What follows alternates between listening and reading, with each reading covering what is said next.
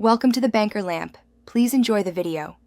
You start by verifying the essential numbers, your hero's aggro radius, and how tower targeting prioritizes units. Once done, position behind a minion wave so the tower sees the wave first. Make sure to avoid stepping inside the tower's direct range alone. Then deliver one controlled hit or spell on the enemy to attract fire. This is your first actionable step. You do this to force the tower's targeting logic, while preserving escape options and keeping teammates ready to follow up.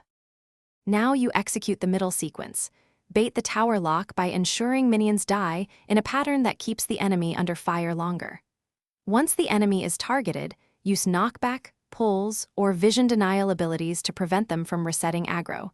This maintains the lock.